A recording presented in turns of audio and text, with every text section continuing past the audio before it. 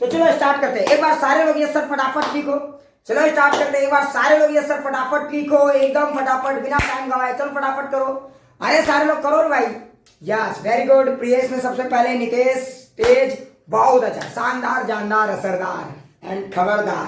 Topic शुरू होने वाला है, ठीक है। तो चलो अब हम लोग टॉपिक डिस्कस करेंगे। आज हमारा टॉपिक ऑफ डिस्कशन में है TIR। अब कुछ लोग सोच रहे होंगे सर ये TIR क्या है, तो टोटल इंटरनल रिफ्लेक्शन। क्लियर।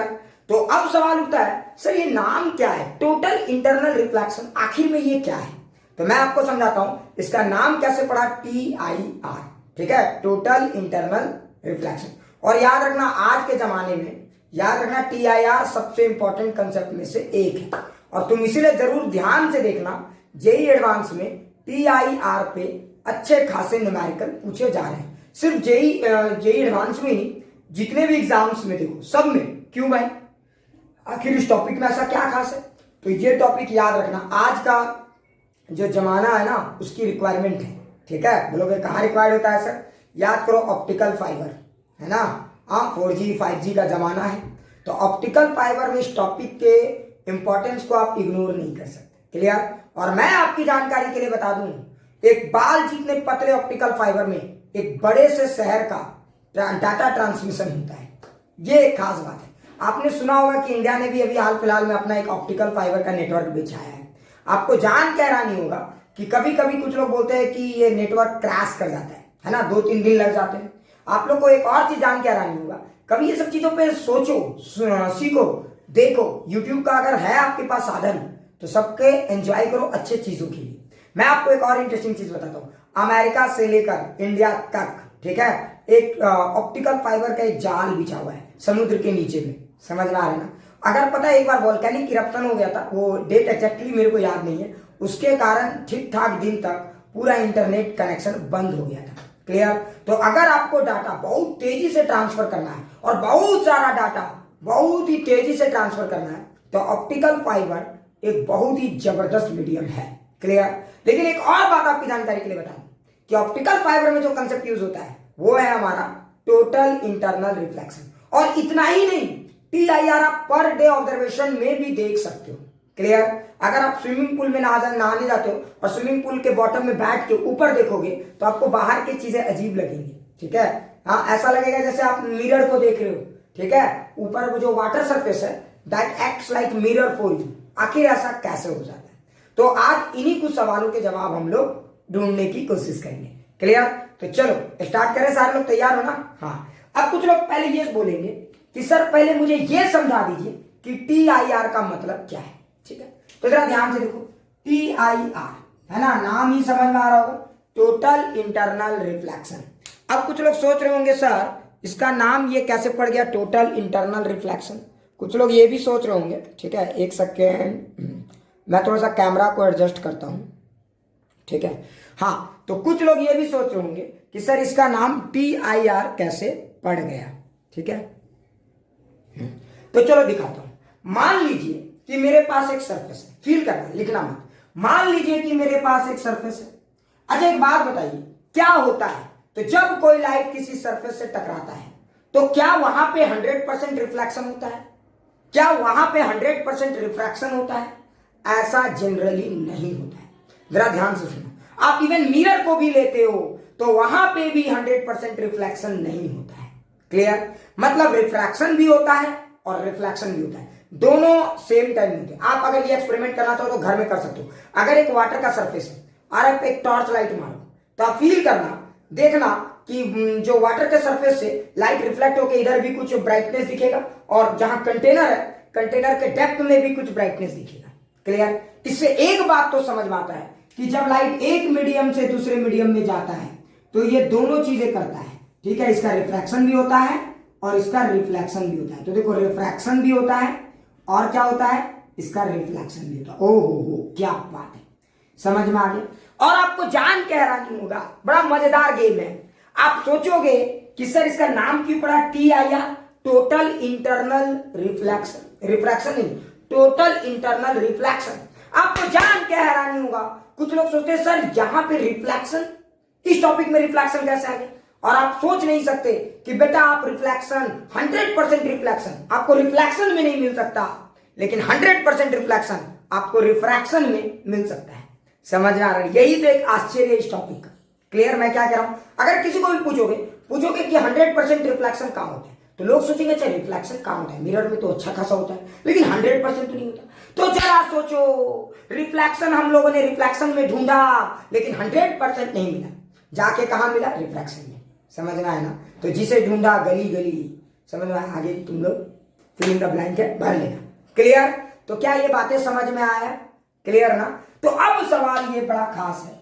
तो अगर यहां पे जरा फील करना, तो अब सवाल ये उठता है कि सर इसका नाम क्यों है टोटल इंटरनल रिफ्लेक्शन, ये बताइए। तो देखो अब जरा सोचो, तो जब ये लाइट रे जाता है तो कुछ क्या होता है? रिफ्लेक्ट भी होता है और कुछ रिफ्लेक्ट भी होता है। 100% रिफ्लेक्शन कहीं नहीं है, 100% रिफ्रैक्शन कहीं नहीं है नॉर्मली। ठीक है, तो अब एक इंटरेस्टिंग सवाल है, तब क्या करें सर? तब क्या करें?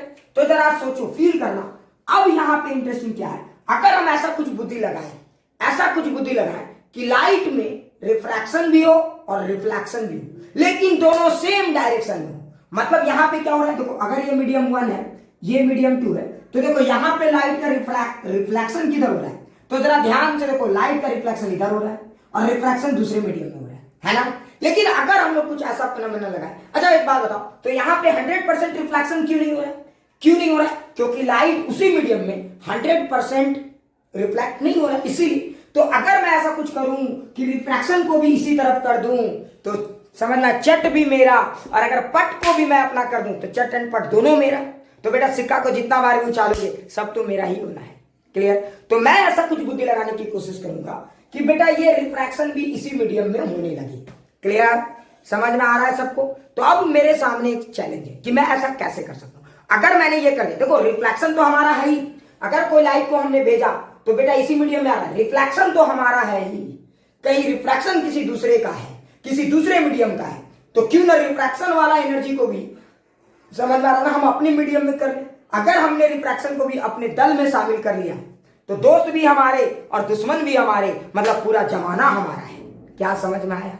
ये बातें समझ में? लेकिन एक सवाल उठता है, सर दोस्त तो दोस्त होते हैं, वो तो आसानी से हमारी तरफ आएंगे, अब दुश्मनों को कैसे लाया जाए? नॉर्मली दुश्मन आपकी तरफ आसानी से नहीं आएंगे, तो नॉर्मली रिफ्रैक्शन उसी मीडियम में नहीं होगा। लेकिन कुछ सिचुएशंस ऐसे हैं जहां पे रिफ्रैक्शन सेम मीडियम में भी हो सकता है। समझ में आया या नहीं? और उसी सिचुएशन को आज हम लोग क्या करने वाले हैं? एनालाइज करने वाले। तो जरा सोचो, अगर कहीं मैंने ऐसा किया कि इस लाइट के रिफ्रैक्शन को भी इसी मीडियम में ले आया, रिफ्रैक्शन को भी इसी मीडियम में ले आया, प्लस रिफ्लेक्शन को भी इसी मीडियम में ले आया, तो बोलो क्या होगा?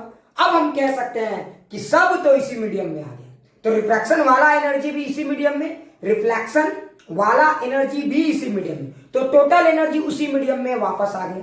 मतलब 100% लाइट रिफ्लेक्ट हो गया, ऐसा तो कह ही सकते हैं, क्योंकि रिफ्लेक्शन का मतलब क्या होता है? सेम मीडियम, है ना? तो हम ऐसा कह सकते हैं कि 100% लाइट रिफ्लेक्ट हो गया। क्लियर?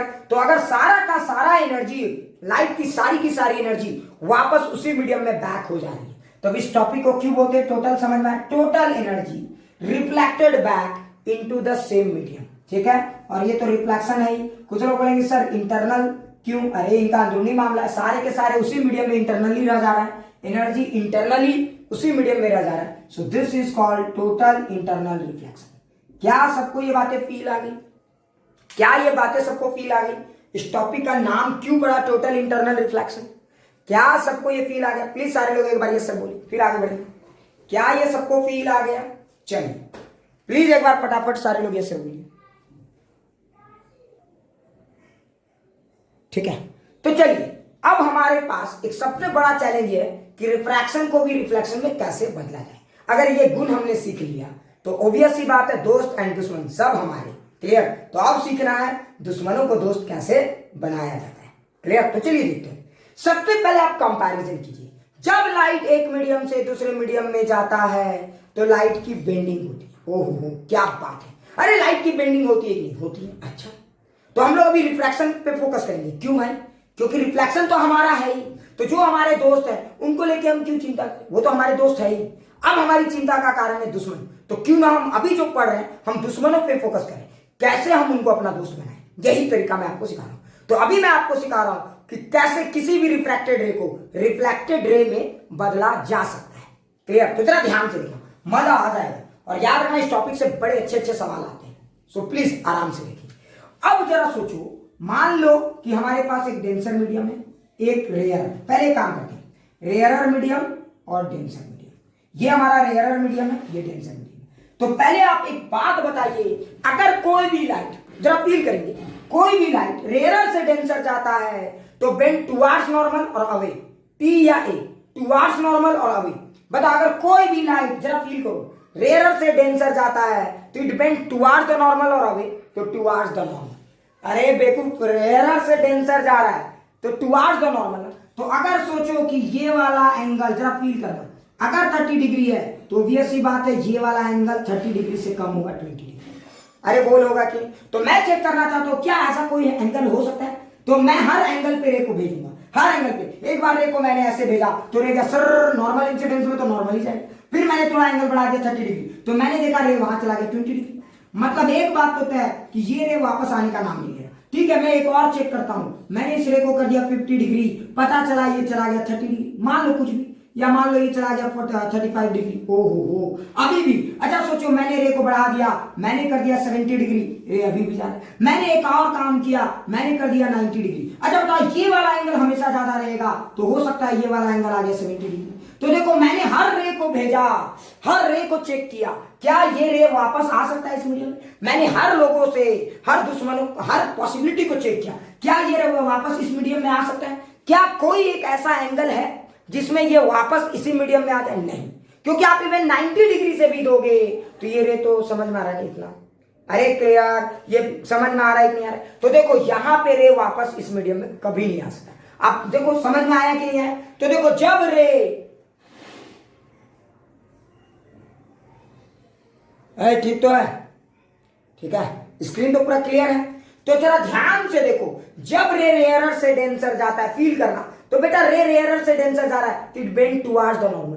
तो बेटा ये तो नॉर्मल के साथ चिपकना चाह रहा है। तो अगर हम चाहते हैं, जरा ध्यान से सुना, ये तो दूसरे मीडियम के नॉर्मल के साथ चिपकना चाह रहा है। अगर हम चाहते हैं कि ये रे वापस आए तो उसको नॉर्मल से दूर होना चाहिए ना। अगर हम चाहते हैं रे वापस आए तो उसको नॉर्मल से दूर कीजिए, तभी ना रे आएगा। रे अगर नॉर्मल की तरफ चिपकेगा तो इस रे के आने के चांस है क्या? बिल्कुल नहीं है। अगर सोचो, कोई भी रे नॉर्मल की तरफ चिपकना चाहेगा, बेटा आप इधर से कोई भी एंगल से इधर नॉर्मल की तरफ चिपकना चाह रहे, भैया मुझे नॉर्मल से प्यार है, दूसरे मीडियम के नॉर्मल से प्यार है, तो जाओ उसी के साथ रहो। समझ में आ रहा है कि नहीं आ रहा है? लेकिन सोचो, अगर सोचो तुम चाहते हो, ध्यान से सुना, अगर तुम चाहते हो कि कोई रे, ध्यान से सुना, अगर तुम चाहते हो कि ये रे इधर आए, तो बता इसको बेंड टुवर्ड्स द नॉर्मल होना चाहिए या अवे फ्रॉम द नॉर्मल होना चाहिए?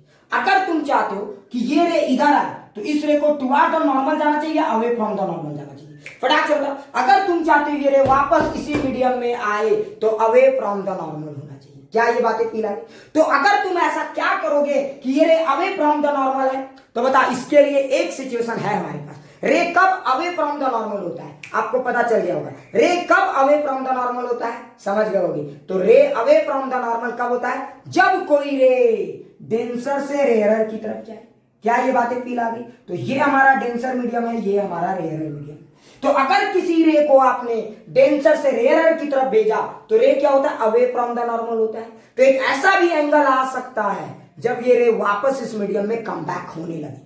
क्लियर? मतलब ये चांस सिर्फ एक सिचुएशन में बन सकता है, when ray move from denser to rare. तो ये एक रिक्वायरमेंट है कि अगर आप चाहते हो कि रे वापस उसी मीडियम में आ जाए, 100% रिफ्लेक्शन हो जाए, तो रे को पक्का कहां से कहां जाना चाहिए? डेंसर से रेयर। तो जो काम आपका मिरर नहीं कर सकता वो काम आपके लिए रिफ्रैक्शन करता है। इत्तेफाक देखो क्या है ना? मिरर जिस चीज के लिए बना है वो भी 100% परफेक्ट नहीं है। क्लियर? समझ में? और इसने हंसी मजाक में ही समझ में आया, मिरर का काम कर दिया। क्लियर? तो जरा ध्यान से देखो। अब सवाल तो ऐसा कैसे होगा? तो देखो, अगर तुमने किसी रे को 10 डिग्री से फेंका तो ये 20 डिग्री बनाएगा। अगर तुमने किसी रे को 30 डिग्री से फेंका या मान लो 30 डिग्री से फेंका तो इसने बनाया मान लो 40 डिग्री। अगर तुम एंगल बढ़ाते चले जाओगे ये एंगल बढ़ता चला जाएगा। एक ऐसा भी एंगल आ सकता है, जरा ध्यान से देखो, एक ऐसा भी एंगल आ सकता है जब रे यहां से जाने लगे। अरे रे ऑब्वियस सी बात है, देखो ऐसे तुम देखो ये वाला ज्यादा बेंड होगा, ये वाला कम, तो इसको थोड़ा बढ़ाओ, ये थोड़ा बढ़ेगा। एक ऐसा भी एंगल आ सकता है, ठीक है, उस पर बात कर रहे हैं, ठीक है, टेंशन मत लीजिए। एक ऐसा भी एंगल आ सकता है जब रे कितना एंगल बनाने लगेगा, 90 डिग्री। क्या ये बातें फील आ गई? ये एक ऐसा भी एंगल आ सकता है जिस समय रे कितना एंगल बनाने लगेगा, 90 डिग्री। तो जिस एंगल में ये रे 90 डिग्री बना रहा है, मान लेते समझाने के लिए, बता अगर ये 40 डिग्री में 90 डिग्री बना रहा है, तो अब बोलो क्या होगा? अगर ये 40 डिग्री में 90 डिग्री बना रहा है तो अब बोलो क्या होगा? अब समझ गए होगे क्या होने वाला है। उसके बाद अगर आपने 41 डिग्री कर दिया तो रे 90 डिग्री से ज्यादा बनने लगेगा। अरे रे क्या बनने लगेगा? 90 डिग्री से ज्यादा। अगर तुमने थोड़ा और एंगल बढ़ा दिया तो इस रे को तो खुन्नस है, मैं अवे फ्रॉम द नॉर्मल जाऊंगा, तो बेटा ये दुश्मनी में तो इस मीडियम के जस्ट लाइन में आ गया, दुश्मनी में तो ये इस मीडियम के जस्ट लाइन में आ गया। थोड़ा और एंगल बढ़ाओगे, ये दुश्मनी में इतना अंधा हो जाएगा कि वापस उसी मीडियम की तरफ आ जाएगा। क्लियर? तो जरा ध्यान से देखो, ये रे अगर थोड़ा और एंगल बढ़ा दिए तो ये वापस उसी मीडियम की तरफ आ गया। क्या ये फील आ गया? तो जरा ध्यान से देखो, अगर आपने एंगल ज्यादा कर दिया तो ये रे वापस उसी मीडियम में आने लगे। क्लियर? तो अब सोचो, ये जो रे गया इसका रिफ्लेक्शन तो हो ही रहा था, और अब उसी रे का रिफ्रैक्शन वाला भी उसी मीडियम में हो रहा है। क्लियर? तो इस फेनोमेनन को हम लोग क्या कहते हैं, समझ गए? सब हमारा, रिफ्लेक्शन भी हमारा, रिफ्रैक्शन भी हमारा, तो सब हमारा है। तो यहां पे 100% एनर्जी वापस ये हो रहा है। क्लियर? क्या ये सबको फील आ गया? अच्छा, तुमने एक चीज ध्यान दिया, यहां पे एक एंगल बहुत खास है, यहां पे एक एंगल बहुत खास है, और वो कौन सा एंगल है? तो जिस एंगल में, समझ में आ रहा है ना, जिस एंगल ऑफ इंसिडेंस में एंगल ऑफ रिफ्रैक्शन 90 डिग्री हो जाता है, उस एंगल को क्या कहते हैं? Critical angle. क्या कहते हैं हम लोग? Critical angle. क्या ये बातें सबको फील आ गई? क्या ये बातें सबको फील आ गई? ठीक है। जैसे किसी ने एक सवाल मुझसे बोला, पूछा कि सर मिरर में क्यों नहीं होता, तो मैंने अभी आपको क्या बताया था, दुनिया का कोई भी ऐसा चीज नहीं है, दुनिया का कोई भी ऐसा चीज नहीं है जिसमें 100% रिफ्लेक्शन हो या फिर 100% रिफ्रैक्शन हो। ये सब सिर्फ एक आइडियल कंसेप्ट है, लेकिन TIR भले रिफ्रैक्शन का टॉपिक है, लेकिन ये बेटा आइडियल कंसेप्ट के बराबर है लगभग। क्या समझ में आया? तुमने सुना होगा, क्या ये बात समझ में आया? एमिसिविटी, याद करो थर्मोडायनेमिक्स में आपने पढ़ा होगा, एमिसिविटी कभी भी 1 नहीं होता। ब्लैक बॉडी एक इमेजिनरी इमेजिनेशन है, हाँ ज्यादातर लोग उसके क्लोज होते हैं, ये हम मान के चलते हैं। तो मिरर क्या है? तो मिरर 97 to 99.99% रे को रिफ्लेक्ट करने की काबिलियत रखता है, लेकिन वो 100% रे को रिफ्लेक्ट नहीं करता है। क्या ये बातें सबको फील आ गई? क्या ये बातें सबको फील आ गई? तो ठीक है, तो मिरर एक अच्छा रिफ्लेक्टर जरूर है, लेकिन 100% रिफ्लेक्टर नहीं है। मिरर को थोड़ा और प्रैक्टिस करना पड़ेगा 100% रिफ्लेक्टर बनने के लिए, और कितनों प्रैक्टिस कर ले मिरर 100% रिफ्लेक्टर बन नहीं सकता। क्या ये बातें सबको फील आ गई? क्या ये बातें सबको फील आ गई? प्लीज एक बार सारे लोग ये सर बोलो, आगे बढ़ेंगे। क्या ये बातें सबको फील आ गई? ठीक है सर, 100% कोई नहीं कर सकता है क्या? अरे यही तो पढ़ा रहे रे पागल पार्थ बाबा, ठीक है, यही तो अभी पढ़ा रहे हैं। देख, रिफ्लेक्शन में तो आपको 100% रिफ्लेक्शन मिलने से रहा है, ठीक है, इसलिए तो मैंने बोला जिसे ढूंढा गली गली। अब उसके बाद तुम लोग फिल इन द ब्लैंक भर लेना, मुझे उसके बाद आता ही नहीं, ठीक है। क्या क्लियर हो गया? अच्छा ठीक है, तो देखो मैंने पहले आपको क्या समझाया, जरा ध्यान से सुनना। जब रे एक मीडियम से दूसरे मीडियम में जाता है तो रे की आदत होती है बेंड टुवर्ड्स नॉर्मल और अवे फ्रॉम द नॉर्मल। तो तुम चाहते हो कि अगर कोई रे जा रहा है तो ये वापस आए, तब इसको पक्का अवे फ्रॉम द नॉर्मल होना चाहिए। तो अवे फ्रॉम द नॉर्मल कब हो सकता है? जब रे मूव करेगा किधर से किधर? डेंसर से रेयरर की तरफ। तो अगर कोई रे डेंसर से रेयरर की तरफ मूव करेगा तो ये रे वापस भी आ सकता है। क्लियर? जैसे मैं आपको एक एग्जांपल समझाता हूं, पूरा फील कराता हूं, डोंट टेक टेंशन। मान लीजिए कि ये स्विमिंग पूल का पानी है, ठीक है, और यहाँ पे एक लाइट जल रहा है, जरा ध्यान से देखिएगा, ये लाइट जल रहा है, तो लाइट क्या करेगा? चारों तरफ रे को रिफ्लेक्ट करेगा, अरे रे सॉरी रे एमिट करेगा। अब ये रे चल रहे हैं गिड़गिड़ गिड़गिड़ गिड़गिड़ गिड़गिड़ चारों तरफ चल रहे हैं। अगर सोच तो देख, लाइट कहां से कहां जा रहा है? अगर ये पानी है, जैसे स्विमिंग पूल के, अरे देखे होगे स्विमिंग पूल के नीचे भी लाइट जलते रहते हैं। तो जरा सोचो, अगर ये आपका वाटर है और ये एयर है, तो बताओ रे कहां से कहां जा रहा है? बताओ रे कहां से कहां जा रहा है? डेंसर से रेयरर या रेयरर से डेंसर? फटाक से सारे लोग कमेंट करके बताओ, रे कहां से कहां जा रहा है? डेंसर से रेयरर या रेयरर से डेंसर? तो रेयरर टू डेंसर। अरे देखो पगला, ये पानी है रे, ये डेंसर मीडियम है, ये रेयरर मीडियम है, समझ में आया ना? तो ये पानी है रे बाबा, स्विमिंग पूल के नीचे बल्ब लगा हुआ है, फील नहीं आया? अरे आया। ये तो रे कहां से कहां जा रहा है? Denser to rare. अच्छा, अगर ये डेंसर से रेयर जा रहा है तो देखो एक लाइट तो ऐसे भी निकलेगा, तो जो लाइट जाएगा वो सीधा निकल जाएगा। अच्छा सोचो ये लाइट जाएगा, अच्छा ये लाइट के साथ क्या होगा जरा फील करना। तो ये लाइट का एंगल है, मान लो समझाने के लिए बताता हूं, मान लो ये वाला एंगल है 20 डिग्री, तो ये तो अवे फ्रॉम द नॉर्मल होगा, तो बेचारा बिछड़ के ये वाला एंगल हो गया 40 डिग्री। तो देखो थोड़ा सा हम नॉर्मल से बैठेंगे। सोचो और एक लाइट भी जाएगा, ये लाइट क्या करेगा, ये लाइट थोड़ा और एंगल बनाएगा। सोचो, और मान लो इस लाइट ने एंगल बनाया 30 डिग्री, या मान लो इस लाइट ने एंगल बनाया 40 डिग्री, और ये लाइट एकदम इधर आ गया, तो देख अभी भी रिफ्रैक्शन हो रहा है। याद रखना अभी भी रिफ्रैक्शन हो रहा है। इसका मतलब ये नहीं है, जरा ध्यान से सुनो, इसका मतलब ये नहीं क्या रिफ्लेक्शन नहीं हो रहा है, यहाँ रिफ्लेक्शन भी हो रहा है, यहाँ भी रिफ्लेक्शन हो रहा है।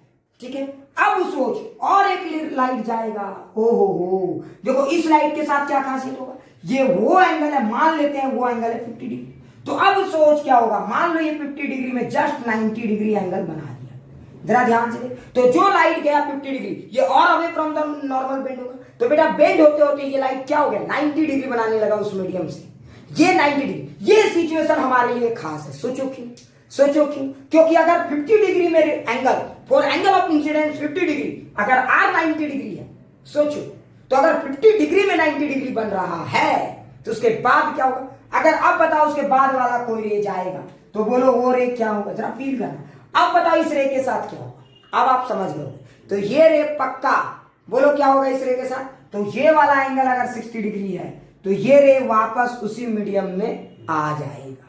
क्लियर, क्या फील हो गया, बेचारा समझ में आ रहा है ना, बेचारा उससे दूर होते होते इतना दूर हो गया कि वापस उसी मीडियम में आने लगा। तो यहां सिचुएशन और यहां सिचुएशन में क्या अंतर है, तो जरा देखो इस सिचुएशन में क्या है, रिफ्लेक्शन भी है और रिफ्रैक्शन भी है, समझ में। तो सारी की सारी एनर्जी एक ही मीडियम में वापस आएगी, क्या फील है। लेकिन इस सिचुएशन में क्या है, रिफ्रैक्शन इधर है और रिफ्लेक्शन इधर है, क्या सबको फील आ गया। तो देखो ये वाला सिचुएशन के बाद आप कह सकते हो कि यहां पे 100% लाइट एनर्जी वापस रिफ्लेक्ट बैक हो रहा है, मतलब यहां से जो बीम गया अगर उसकी इंटेंसिटी आई है तो रिफ्लेक्ट होने वाली बीम की भी इंटेंसिटी कितनी होगी, आई है। क्लियर, तो देखो एक एंगल हमारे लिए खास है, वो एंगल जहां पे 50 डिग्री, देखो तो ये आई हमारे लिए खास है क्योंकि इसी आई मतलब 50 डिग्री में एंगल ऑफ रिफ्रैक्शन कितना हो गया 90 डिग्री। तो जिस एंगल ऑफ इंसिडेंस के लिए एंगल ऑफ रिफ्रैक्शन 90 डिग्री हो जाए, समझ में आ रहा है, उस एंगल को क्या कहते हैं, क्रिटिकल एंगल। क्या फील आ गया, तो क्रिटिकल एंगल वो है, समझ में आया, वो एंगल ऑफ इंसिडेंस है, वो एंगल ऑफ इंसिडेंस है जहां पे कि रिफ्रैक्टेड रे 90 डिग्री बनाता है। अब भाई क्यों, तो क्रिटिकल एंगल ये क्लियर करता है इससे ज्यादा अगर एंगल ऑफ इंसिडेंस है तो रे PIR करने लगेगा, अगर इससे कम है तो रे दोनों करेगा। क्लियर, क्या ये फील आ गया सबको, क्या ये फील आ गया, अब थोड़ा सा फील आया या अभी भी डाउट है, अभी भी डाउट है क्या, हाँ क्या अब सबको फील आ गया, क्लियर, क्या सबको फील आ गया। तो अगर अब कोई सोचेगा, जरा फील करना, ठीक है, अभी धीरे धीरे सारा चीज क्लियर होता है, सबको फील आ गया। तो देखो रे जब एक मीडियम से दूसरे मीडियम में जाता है तो रे क्या होता है, bends away from the normal होता है, और bend away from the normal तो समझ में आ रहा बेटा, अवे होते होते इतना अवे हो जाता है कि बेटा वापस उसी मीडियम में आ जाता है। क्लियर, इसी सिचुएशन को कहते हैं टोटल इंटरनल रिफ्लेक्शन। क्या ये बातें सबको फील आ गई, प्लीज ईमानदारी से बताइए, अरे फटाफट बोलो भाई, यस सर नो सर जो बोलना है बोलो, गाली गलौज छोड़ के, ठीक है। तो चलो अब आप समझ गए होंगे कि क्या होता है PIR, समझ में आ गया सबको, पूरा फील आ गया। अब जरा थोड़ा सा और समझते हैं, ठीक है, चीजों को थोड़ा सा और एनालाइज करते हैं, जरा ध्यान से सुनो, मजा आ जाएगा, ठीक है। अच्छा ये बात तो सबको समझ में आ गया है, ठीक है। अब सोचो, तो देखो अगर कोई रे को PIR कराना चाहते हो, अगर कोई रे को चाहते हो कि वापस 100% सारा एनर्जी उसी मीडियम में लेकर आए, तो इसके लिए दो कंडीशन इंपॉर्टेंट है। सो वो दो कंडीशन जरूर सेटिस्फाई होनी चाहिए। तो पहला कंडीशन क्या है, रे कहां से कहां जाना चाहिए, बताओ रे कहां से कहां जाना चाहिए। तो पहला कंडीशन क्या है, अगर आप चाहते हो कि PIR कहीं भी हो तो रे कहां से कहां जाना चाहिए, कोई मुझे बता सकता है रे कहां से कहां जाना चाहिए, अरे फटाक से कमेंट करके बताओ, कोई मुझे बता सकता है रे कहां से कहां जाना चाहिए। तो रे जाना चाहिए डेंसर टू रेयर। तो पहला जो कंडीशन होगा, ray should move from denser to rare medium, ray को डेंसर से रेयर जाना चाहिए, तभी तो वो अवे फ्रॉम द नॉर्मल होगा। क्लियर, और दूसरा कंडीशन क्या है, दूसरा कंडीशन ये है कि एंगल ऑफ इंसिडेंस हमेशा क्रिटिकल एंगल से ज्यादा होना चाहिए। एंगल ऑफ इंसिडेंस हमेशा क्रिटिकल एंगल से ज्यादा होना चाहिए। क्या ये बातें सबको फील आ गई? क्या ये एकदम अच्छे से फील आ गया सबको? तो angle of incidence should be always greater than critical angle. इन दोनों कंडीशन के जब ये सेटिस्फाई होंगे तब हम कहेंगे कि वहां पे 100% TIR हो रहा है। क्या ये पूरी बातें क्लियर हो गया? अगर किसी के दिमाग में कोई घटिया सवाल है तो पूछो। अब आगे सवाल। कुछ लोग बोलेंगे सर तो फिर वो क्रिटिकल एंगल निकालेंगे कैसे? सर हम कैसे पता कर पाएंगे कि किसी भी मीडियम के लिए क्रिटिकल एंगल क्या है? ये भी सवाल आ सकता है दिमाग में। अरे बेवकूफ आत्मा हो। हाँ बिल्कुल बिल्कुल, तो यही तो सवाल आ रहा है कि सर ये क्रिटिकल एंगल कैसे निकालेंगे, है ना? ये क्रिटिकल एंगल एक्चुअली में क्या है और ये कैसे हम लोग निकाल सकते हैं? कैसे पता चलेगा कि क्रिटिकल एंगल ये है? तो जरा ध्यान से सुनो। अगर आपको कोई दो मीडियम का रिफ्रैक्टिव इंडेक्स दे दिया गया है, पहले एक जनरल समझाता हूं, उसके बाद फिर हम लोग फॉर्मूले में आएंगे। अगर मान लो कि ये मेरा मीडियम है N1 और ये मेरा मीडियम है N2, फील करना, तो मुझे निकालना है इस मीडियम का क्रिटिकल एंगल। समझाने के बजाय अगर मैं जानना चाहता हूं कि इस मीडियम का क्रिटिकल एंगल क्या है, तो पहले एक चीज जरा ध्यान से देखना, आपको सबको समझना है। तो critical angle is direct angle of incidence. Critical angle is direct angle of incidence for which angle of refraction is 90 degree. समझ में? वो एंगल ऑफ इंसिडेंस जिसमें एंगल ऑफ रिफ्रैक्शन कितना हो जाए 90 डिग्री, उस एंगल को क्या कहते हैं? Critical angle. क्यों भाई? क्योंकि ये बाउंड्री है। ये क्यों कहां से? तो क्रिटिकल एंगल ही क्लियर करके बताता है, क्रिटिकल एंगल ही क्लियर करके बताता है कि इसके पहले क्या था। तो क्रिटिकल एंगल के पहले क्या हो रहा है? रिफ्रैक्शन। और क्रिटिकल एंगल के बाद क्या हो रहा है? रिफ्लेक्शन। क्लियर? अरे फील आया? अगर आप बहुत डेप्थ में बात करोगे तो क्रिटिकल एंगल के पहले दोनों हो रहे थे, रिफ्रैक्शन भी रिफ्लेक्शन भी, और क्रिटिकल एंगल के बाद क्या हो रहा है? Reflection and reflection. क्या फील आ गया? और डेप्थ में जाओगे तो समझ में आ गया। अच्छा, तो सवाल उठता है सर फिर क्रिटिकल एंगल को डिफाइन कैसे करें? तो बहुत आसान है, मुझे ये जानने में इंटरेस्ट है कि क्रिटिकल एंगल कैसे डिफाइन किया जाता है ना?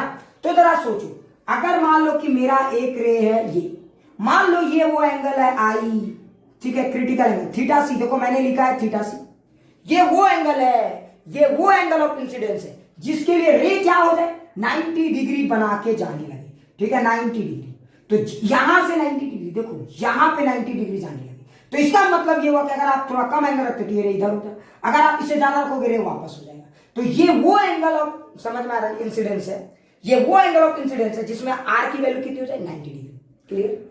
अब कैसे निकालें? अब आप समझ लो। बेवकूफो, याद करो मैंने आपको बेसिक बताया, स्नेल्स लॉ के अलावा कोई लॉ याद नहीं चलेगा। सारे प्रूफ के पीछे स्नेल्स लॉ। जैसे याद करो, रिफ्लेक्शन में सारे प्रूफ के पीछे कौन था?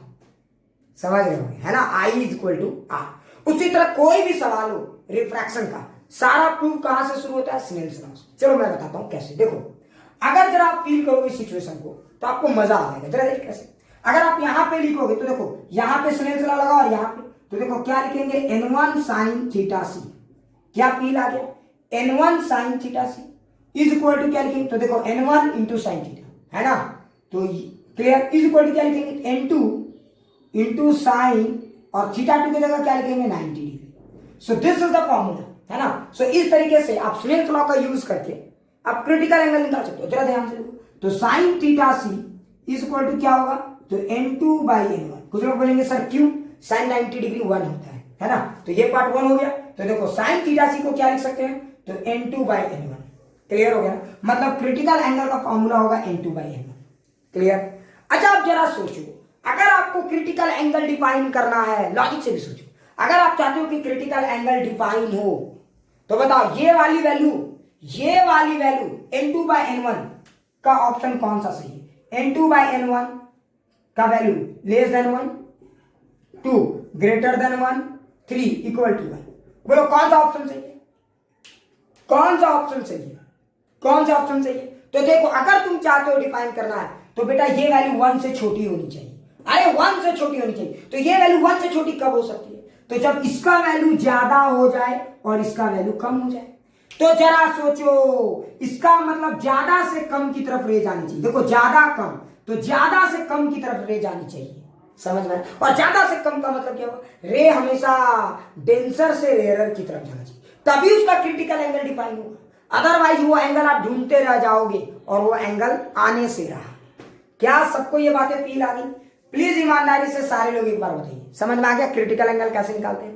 तो ये एकदम बेसिक सा कंसेप्ट है, आपको रटना कुछ नहीं है, बस इतना समझ जाइए। आप बोलोगे सर इस एंगल की क्या खासियत? मान लो अगर मैंने सॉल्व किया और क्रिटिकल एंगल आ गया 30 डिग्री, जरा समझते हैं।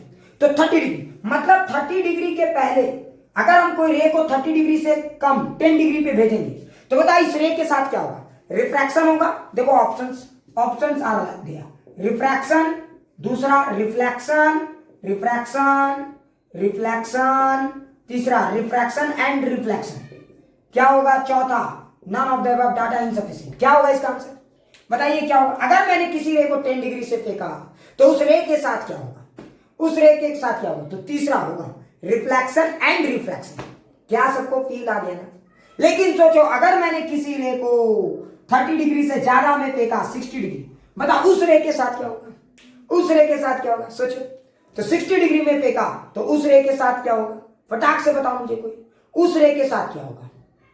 हाँ, सिर्फ TIR, पहला, दूसरा, तीसरा, चौथा, क्या होगा? ये ऑप्शंस के हिसाब से बताना। उस रे के साथ क्या होगा? फटाक से बताओ, पहला, दूसरा, तीसरा, चौथा, क्या होगा? लॉजिक से बताओ। तो उस रे के साथ दूसरा होगा, प्योरली रिफ्लेक्शन होने लगेगा। क्लियर? रिफ्रैक्शन नहीं, रिफ्लेक्शन।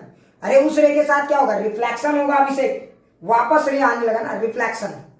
क्लियर? तो ये लॉजिकली रिफ्लेक्शन होने लगेगा। तो मुझे लगता है ये बात मैंने आपको समझा दी। क्या ये सबको फील आ गया? क्या ये सबको फील आ गया? क्या ये सबको फील आ गया? क्लियर? किसी को भी डाउट है तो पूछो प्लीज, सारे लोग मार्किंग करो। ठीक है? Come as compare to another day. ठीक है,